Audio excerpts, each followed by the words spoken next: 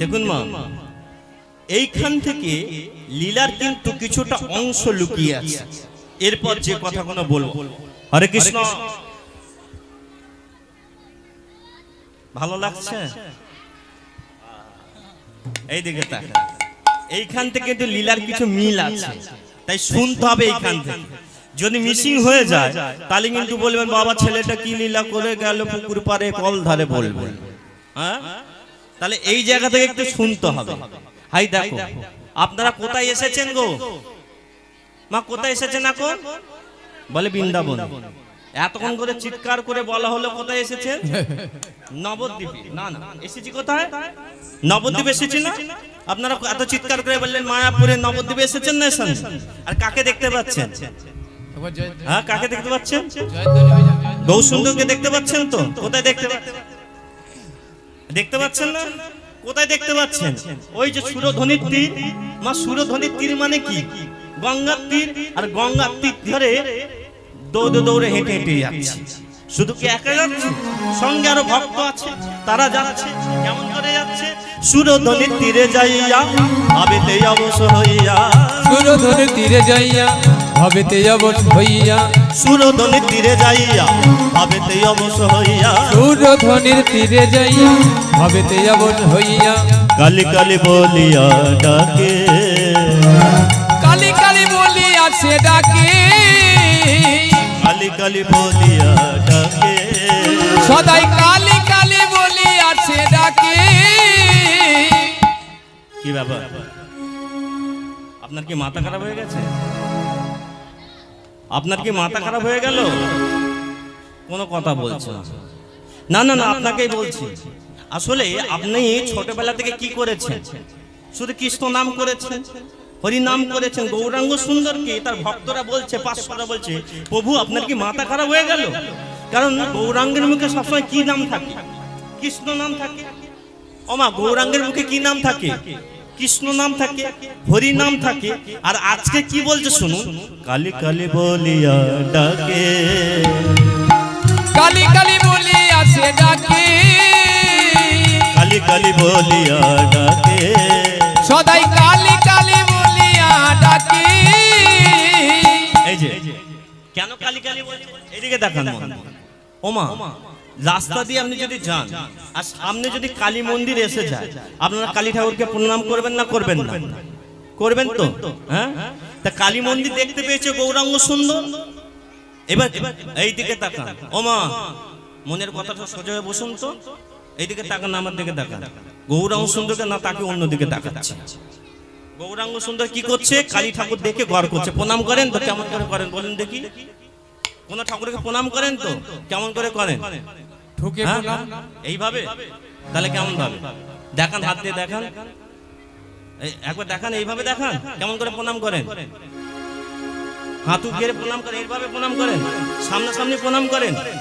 ভুল করেন, প্রণাম ভুল করেন। যারা হিন্দু ধর্মে হয়ে প্রথমে প্রণামটা শিখুন। ঠাকুরের সামনে সরাসরি প্রণাম করতে নেই। তাহলে আপনাকে আগে প্রণামটা শিখতে হবে, কি করে প্রণাম করা যায়। মন দিলে তো আর শুনতে পাবেন না। হ্যাঁ, তাহলে প্রণাম কি করতে? এদিকে দেখান। প্রণাম কি করে করবেন? গৌরাঙ্গ সুন্দর কিভাবে প্রণাম করছে কালী ঠাকুরের কাছে, এইদিকে দেখান। যদি কৃষ্ণ হয়, যদি দেবতা হয়, তাহলে কি করে? বাঁ হাতে রাখবেন, বাঁ হাতে রেখে প্রণাম করবেন। যদি শক্তি তত্ত্ব হয়, কালী হয়, দুর্গা হয়, তাহলে ডান হাতে রাখবেন, এইভাবে প্রণাম করবেন। মনে থাকলো কথাটা? তাহলে সরাসরি প্রণাম কাকে করে? আমরা তো সরাসরি প্রণাম করি। সরাসরি প্রণাম করা যায় বাবা মাকে আর গুরুজনকে। মনে থাকলো তো? তাহলে গৌরাঙ্গ সুন্দর কিন্তু কালী ঠাকুরকে কি করছে? ডান হাতে রেখে প্রণাম করছে। হ্যাঁ, আর যে প্রণাম করছে সঙ্গে সঙ্গে ভক্তরা বলছে, প্রভু আপনি কালী ঠাকুরকে প্রণাম করছেন কেন? কালী আলাদা, কৃষ্ণ তো আলাদা, তাই না?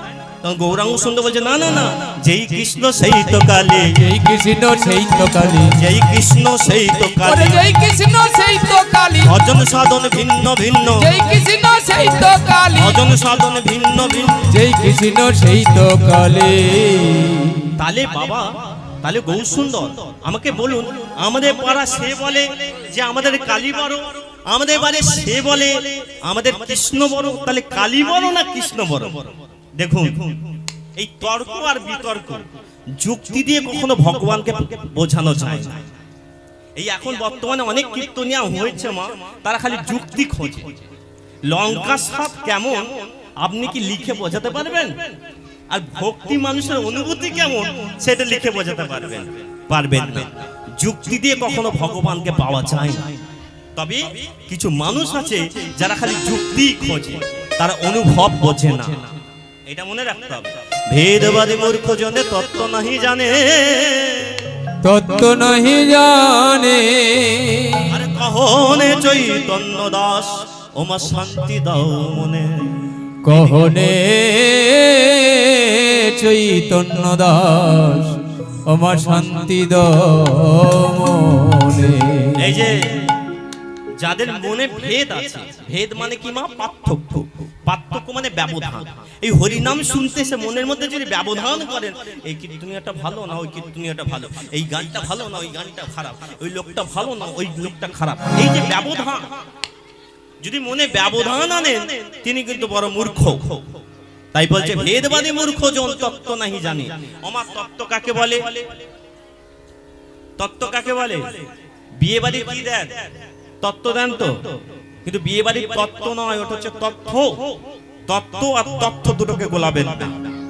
তত্ত্ব মানে জ্ঞান আর তথ্য মানে উপকরণ। এই যে চা তৈরি করতে গেলে কি কি লাগে? চা, চিনি, দুধ নিয়ে একটা উপকরণ, এটা তথ্য। আর তত্ত্ব মানে হচ্ছে জ্ঞান, ভগবানকে জানা এবং বোঝা। আর গৌরাঙ্গ সুন্দর এই কালী মূর্তিকে দেখে গঙ্গার তীরে আজ কি করেছে মা? প্রণমিয়া কহে মাগো, ওই না প্রণমিয়া কহে মাগো, তুমি জগত তারিণী। প্রণমিয়া কহে মাগো ওমা জগত তারিণী। প্রণমিয়া কহে মাগো তুমি জগত তারিণী। প্রণমিয়া কহে মাগো তুমি জগত তারিণী। তুমি সৃষ্টি, তুমি স্থিতি,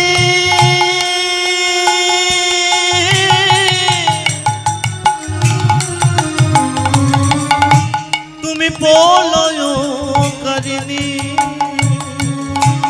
তুমি সৃষ্টির, তুমি স্থিতি,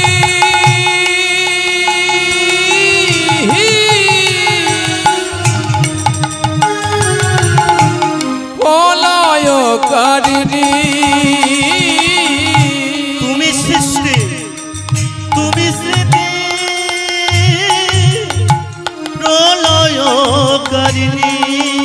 মাগো তুমি সৃষ্টি, তুমি স্থিতি, প্রলয়কারিণী। বৃন্দাবনের অধিষ্ঠাত্রী ওমা তুমি যোগ মায়া। বৃন্দাবনের অধিষ্ঠাত্রী মাগো তুমি জগ মায়া। ওমা যোগমায়াকে চেনেন? কথা বলেন। যোগমায়াকে শরৎকালের ভোরবেলা, হ্যাঁ শরৎকালের ভোরবেলা কাকে দেখেন? তিনি কে? মা দুর্গা।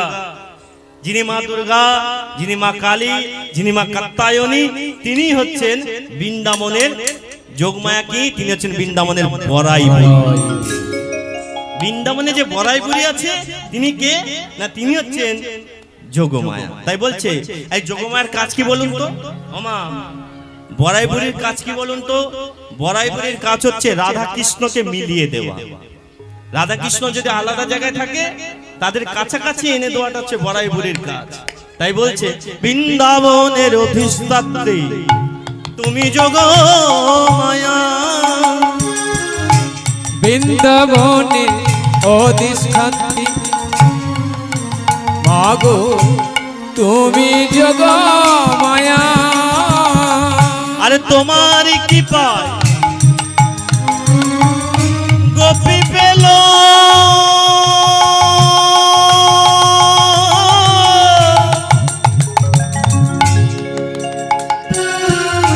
কৃষ্ণ পদ ছায়া। মাগো তোমার কি পাই ওই না গোপী পেল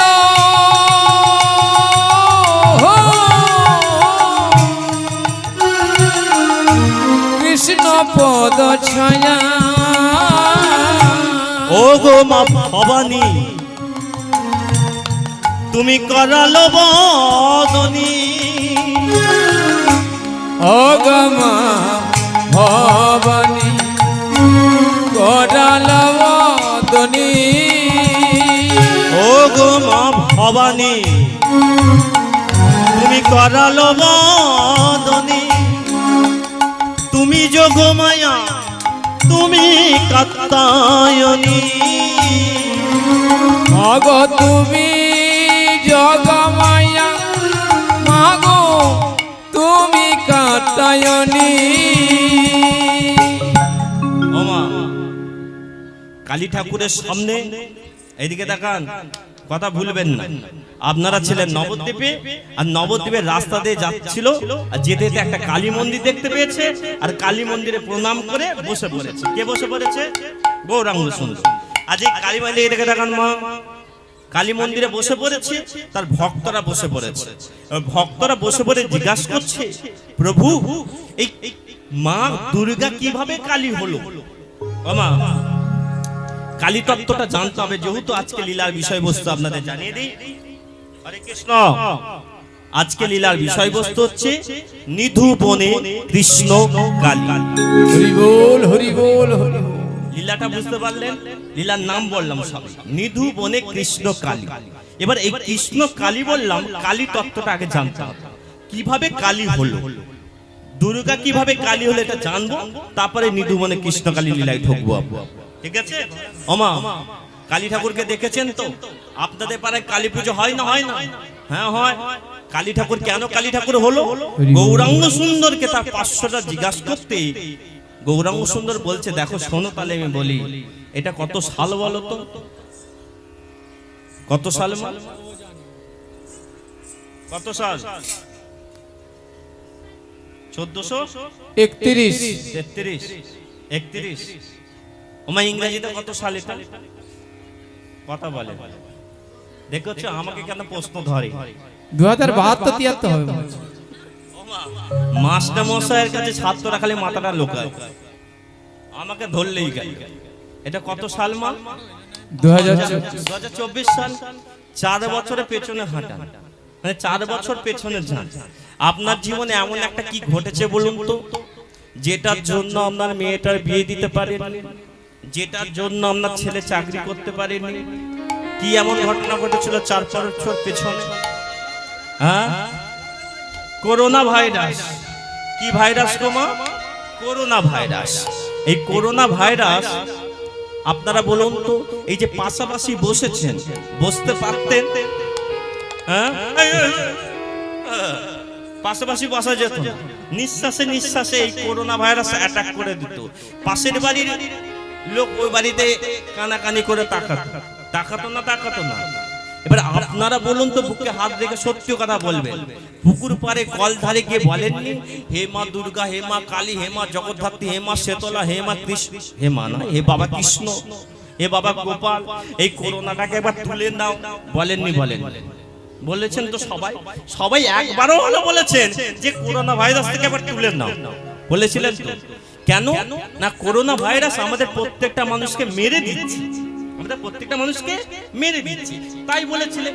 কিন্তু এটা তো 4 বছর পেছনের ঘটনা, কিন্তু আরো যদি বেশ কিছু বছর পেছনে তাকানো যায়, তার আগে আরেকটা ভাইরাস এসেছিল। সেই ভাইরাসটার নাম হচ্ছে মা রক্তবীজ ভাইরাস। কি ভাইরাস বললাম? রক্তবীজ ভাইরাস। ওমা কথা বলে না, হরে কৃষ্ণ। কি ভাইরাস, সামনে বেঞ্চি বসে পড়া যদি না বলেছেন তো হয়ে গেল গন্ডগোল। পেছনে বেঞ্চি বসবেন, মাস্টারমশাই দেখতে পাবেন, এটা মনে রাখবেন। তাহলে মা, এই করোনা ভাইরাস বেশ কিছু বছর আগে হয়েছিল, আর তখনের মায়েরা ছেলেরা বাবারা কি বলবে, চিৎকার করে মা কালীকে দুর্গাকে ডাকবে না, হে মা কালী, হে মা দুর্গা, তুমি এসো, আমাদের বাঁচাও, আমাদের বাঁচাও, বলবে না বলবে না? হ্যাঁ ও মা, যদি ছেলে বিপদে পড়ে আর মা মা বলে চিৎকার করে ডাকে, মা কি না থাকতে পারে গো মা? হ্যাঁ, ধরুন আপনি রান্না করছেন আর আপনার ছেলে বারান্দায় বলছে, মা দেখো আমাকে একটা বিছে কামড়াতে আসছে, আপনি রান্না করেই যাবেন না ছেলেকে বাঁচাতে যাবেন? যাবেন তো। এইদিকে তাকান, যখন রক্তবীজ ভাইরাস প্রত্যেকটা মানুষকে মেরে দিচ্ছে, তখন সবাই চিৎকার করে মা কালীকে ডাকছে। মা তখন কি করেছে, তাড়াতাড়ি করে একটা শাড়ি পরে, তাড়াতাড়ি করে একটা শাড়ি পরেছে, পরে কি করেছে, কাকে মারতে যাবে? ওই রক্তবীজ ভাইরাসকে মারতে যাবে। তাড়াতাড়ি করে ভালো করে শাড়ি পরে নে, তাড়াতাড়ি করে, কারণ কি মারতে যাবে। আমার মারতে গেলে কি শুধু হাতে যাওয়া যায়? একটা কাপ্তাঙ্গের প্রয়োজন আছে তো। কাকে মারবো? রক্তবীজকে মারবো। হ্যাঁ, এই দেখেছেন তো, মার হাতে একটা লাল কাপড় পরে আর কাপ্তাংটা হাতে নিয়ে দৌড়েছে, কাকে মারতে? রক্তবীজকে। এই রক্তবীজ, রক্তবীজ মা যেই সামনে উঠে এসেছে, রক্তবীজকে ধরে বলছে, এই দিকে দেখা, দাঁড়া, তোরে এই যে তুই যে আমার ছেলে বলেকে মারছিস, তোকে কি আমি রক্ষা করব? এই রে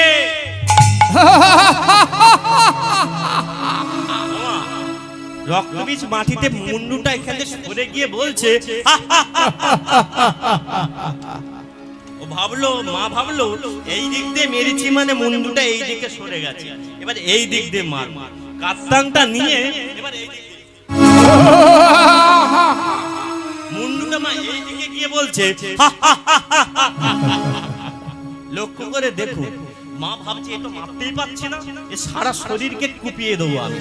এই কাপ্তাংটা নিয়ে এবার কি করেছি, সারা শরীর কুপাতে গেছে, কার? রক্তবীজের। এই বাবা,